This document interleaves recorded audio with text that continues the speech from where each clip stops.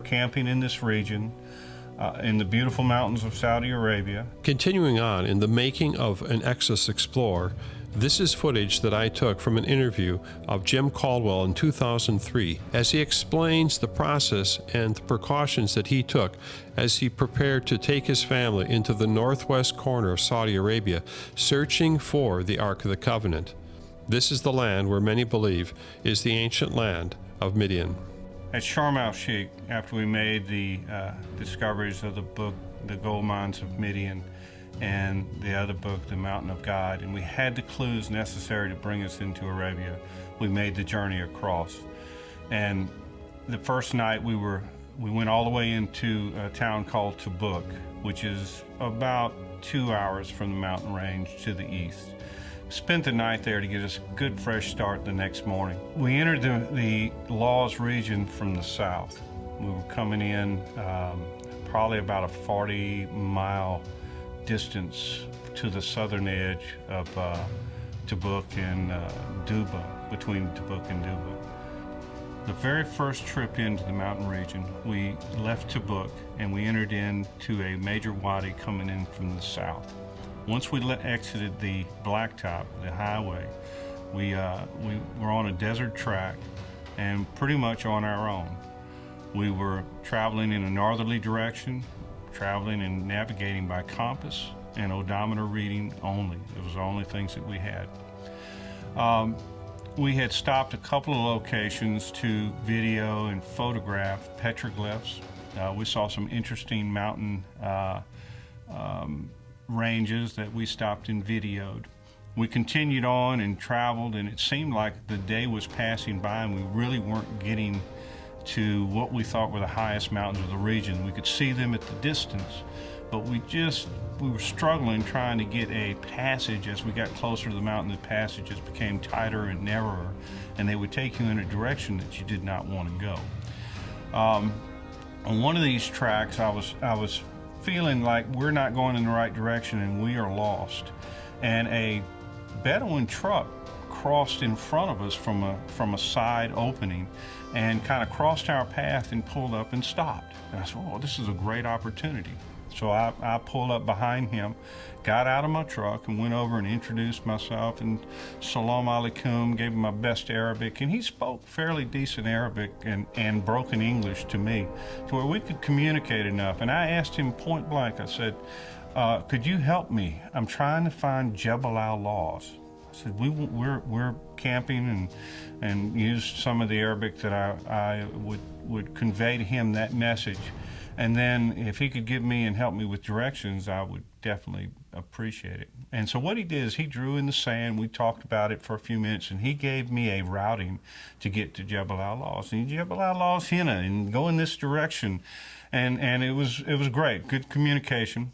And I was saying to myself, that was very kind. So I walked back to my truck. And while I was standing there, I said, I got to give this guy something for what he just did for me. So I reached up on my dash and I had a big can of honey roasted cashews. And I grabbed them out, and I love these things, man. And I had just popped the top on it. And I walked over to him, and I know that the Saudis love nuts. And I said, here, this is an appreciation for the directions. And the guy wouldn't take it at first. And I said, oh, no, you must have these. So he finally accepted the gift from me, thanked me, and we said our goodbyes and masalamas, and then off we went. And then later on that day, as I followed his directions, we came right into the valley, the major valley on the east side of the Sinai range. And first thing we came up to was the archaeological fence with the cow petroglyphs. And then later on, after we did the video and the photographing of the cow petroglyph site, we went across the valley into what we call and suspect to be the Covenant site. And we're waiting at the fence. We had pulled up to a gate that had the blue archaeological sign that said that the area was forbidden. And we sat there for a few minutes, and a Bedouin truck came up from a distance. This was a different local Bedouin to this area. He came up, and it was him and his young son, about 12 years old. They got out, and his communication skills were very poor. Mine, we didn't communicate at all.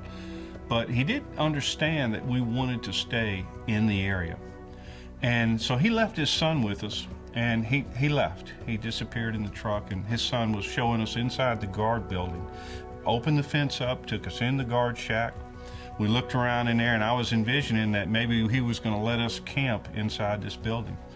And then he took us out, and I was asking the boy if he would show us if there was anything in this area. And so he took us around about 200 yards from the guard shack, around to the back.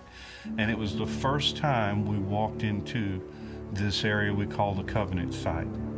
And chapter 24 of Exodus just becomes alive in this location. And it was once I realized what this site was, I dropped to my knees, and it just sent chills through my body to think that this could possibly be this site, so intact, so perfectly preserved. And in my mind, I could envision the cattle coming up through the cattle chutes. We could see where the altar was. You could see the pillars that Moses had erected.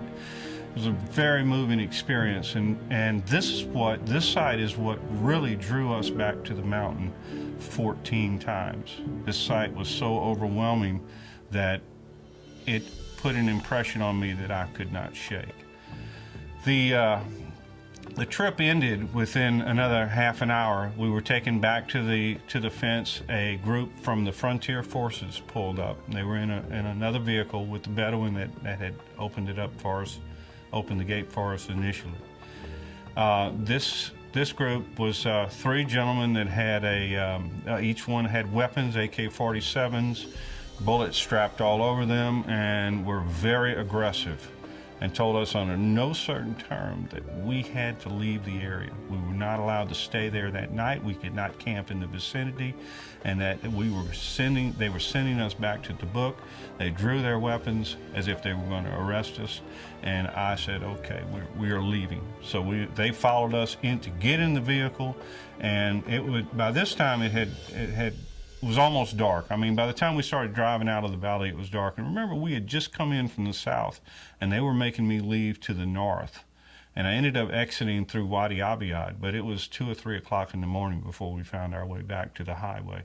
So very dangerous. We could have been lost, and no telling what could have happened to us out there. Now I'm going to shift to the second trip, which gets to the cashew story. Okay, so it follows up. The second time we went into the site, we had, after the first trip and the encounter with the Bedouin, the Frontier Forces, we ended up going back home, and within 3 weeks, we're traveling back to the mountain region. We landed in Tabuk. We actually flew over this time. We landed in Tabuk, and we took a rent vehicle, and with the kids, Lucas and Chelsea was with us, Penny, Lucas, and Chelsea and I, and we drove back out to the mountain region. Once we entered the valley east of Sinai, within 15 minutes, the Bedouin were on us. They saw us come into the area, and they drove up, and it was the same Bedouin that we had seen the first time, the one that was friendly to us, but now had instructions that no Americans were to be in the site or in the area. And he was adamant at that moment that we had to leave. And I could tell there was fear in his eyes. I could tell that he was under the instructions of the Frontier Forces to make us leave. And Penny was just outraged. I argued with him for 30 minutes, telling him I have a letter from the government, a travel letter that gives me permission to be here legally. Didn't understand. Very poor communication skills. He just kept on insisting that we leave, and Penny got so outraged that she jumped out of the truck, came over and started shouting at this guy, and with the tickets in her hands from the airline, she actually slapped him right across the face. And things went absolutely cold. He drew his weapon. His son, not the same son, but another young man that was with him, drew a shotgun. And within minutes, another vehicle pulled up.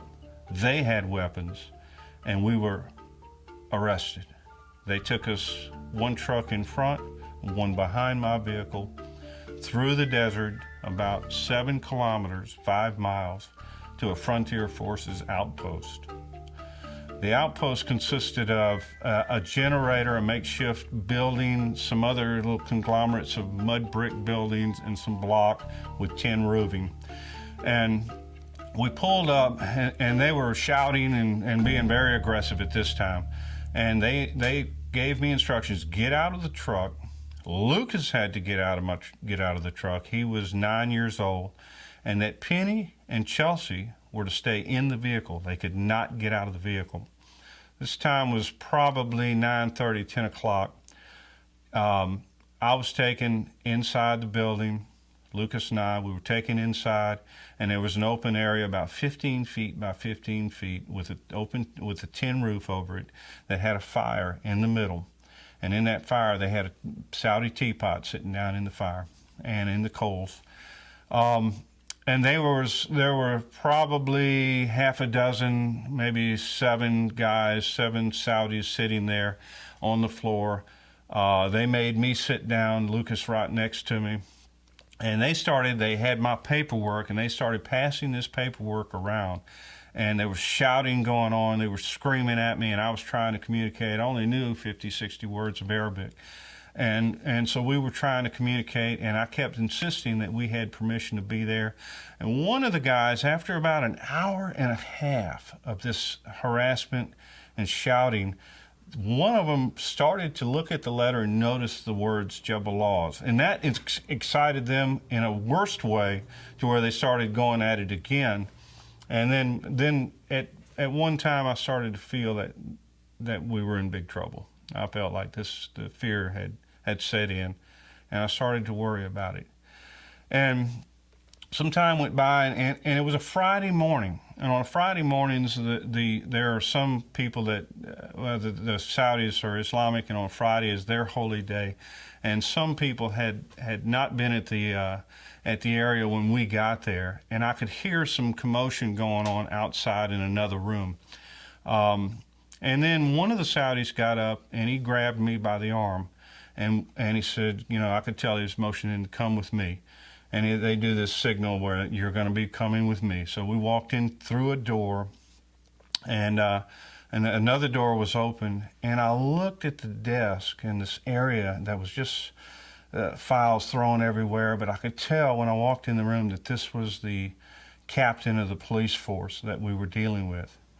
And the gentleman must have just come in the room, and when I looked at him, and he turned around and looked at me, our eyes connected. And it was unbelievable, because that was the gentleman that I had given the cashews to 3 weeks before. And he looked, his eyes lit up, and he came over, and we embraced, and in my best broken Arabic, gave him Salam Alaikum, which is mean, peace be to Allah. And he responded, and the whole thing disintegrated. He turned around and talked to the lieutenant that had arrested me and shouted at him, and he disappeared. He shook my hand and said, Mafi Mishkala, there'd be no problem that we could be where we wanted to be. He did sternly look at me and tell me, you cannot go behind the fenced areas, but you can go back. And so we were able to go back. I walked out with Lucas, and I went out to the truck, and I could see Penny's big eyes sitting there, terrified that she had no idea what had been going on for 3 hours. And I opened the door, and I said, you will not believe what just happened. And she said, what? And I said, just let's go. Let's get out of here. I said, but you won't believe it. And she was just amazed when I told her the story. And we went back right to the same location. We were able to put our tent up and camp, spend the evening there. The only thing that did happen that evening is the local Saudis in the region would come up and drive right up to our tent, and their headlights would be within inches of the material with their vehicle, as if to scare us. And then they would disappear. An hour later, they would come back, put their headlights and screech right up to the edge of our tent like they were going to run over it with us in it, and then they would disappear. And one other amazing thing was happening that night. I remember you could take your finger, and on the nylon of the tent, you could write your name, and the static electricity was so strong that your name would remain there for a few seconds.